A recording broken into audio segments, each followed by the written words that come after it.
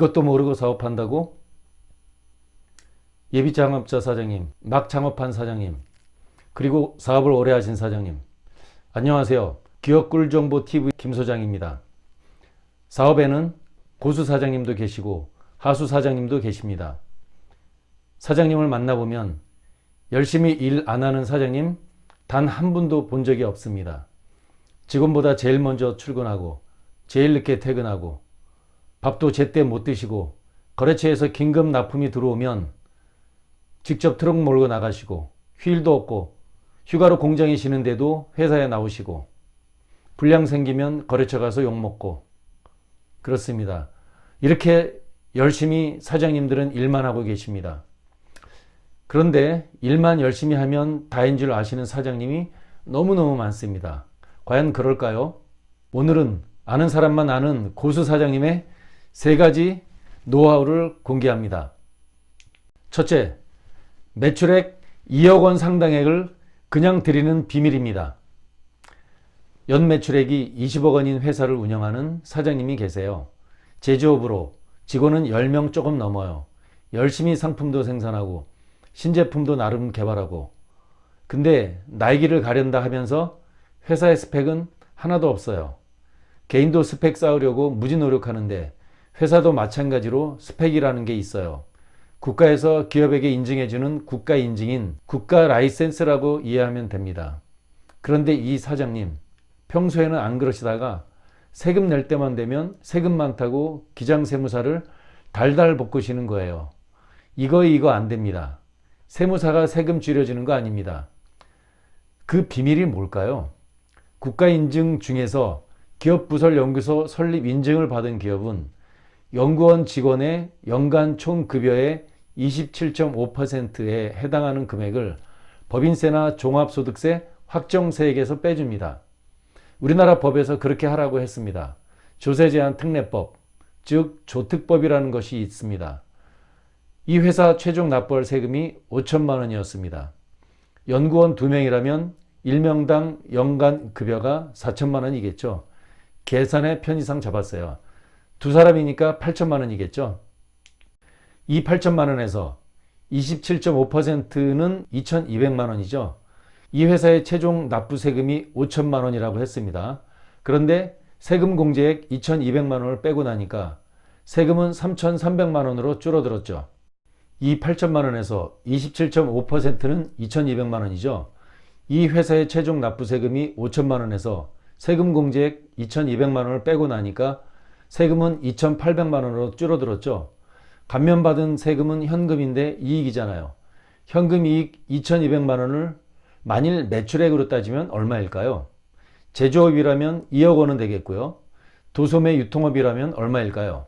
3, 4억 원은 되겠죠. 사장님, 매출액 2억 원이라고 하면 그 매출을 올리는데 전 직원이 얼마나 일해야 할까요? 한 달 내내 일해야 매출액 2억이 되겠죠. 중소기업에서 제일 중요한 것이 뭘까요? 매출이죠. 새는 돈을 줄였는데 한 달 매출액과 같다면 어떻게 해야 합니까? 당연히 기업의 스펙을 따야겠죠. 기업의 스펙인 기업 라이센스는 어디에서 딸까요? 당연히 국가죠. 잘 따놓은 국가 인증인 기업부설연구소 인증. 매출액 1억 원, 2억 원 아무것도 아닙니다. 고수 사장님의 노하우입니다. 둘째, 자금 조달 잘 받는 특급 비밀. 일명 재무제표 마사지하기. 사업하시는 CEO의 평생의 숙제는 기업의 운전자금인 돈이죠. 돈. 새로운 제품 개발 완료하고 이제 시장에 출시해야 하는데 신제품 만들 원자재 구입 자금이 없어요. 참. 상용화 자금이 없다는 거죠. 이 운전자금을 제때 마련하려면 정책금융기관과 시중금융기관을 두드려야 하는데요. 여기에 문제가 있어요. 대학 입학하려는 수험생이 대학교에 제출하는 게 수능 성적표, 학생부죠. 학생의 성적표가 합격의 당락을 좌우하는 것이에요. 대학에 가려는 수험생에게 성적 관리하라고 하셨을까요? 아니면 그냥 평소 하던 대로 하다가 대학 가라고 합니까? 성적 관리 안 하고 대학 가는 학생이 단 한 명이라도 있을까요? 그런데 자금 조달에서 가장 중요한 것이 바로 기업의 성적표인 재무제표예요. 정책금융기관이나 시중은행에서 이 성적표를 제일 먼저 봅니다. 제일 중요한 것이죠. 그래서 잘 만들어진 재무제표는 자금 1억 원은 아무것도 아닙니다. 기업의 성적표인 재무제표를 그런데 사장님은 신경도 안 쓰고 누구한테 맡기냐면 격리여직원과 기장세무서에서 다 알아서 만들게 하는 사장님 수도 없이 많이 봤어요. 그런데 정작 자금이 필요할 때 재무제표 기관에 내고 나서는 정책금융기관, 거래은행에서 이것저것 따져대는데 힘드시죠? 이거를 재무제표 마사지 혹은 사전결산이라고 하는데요.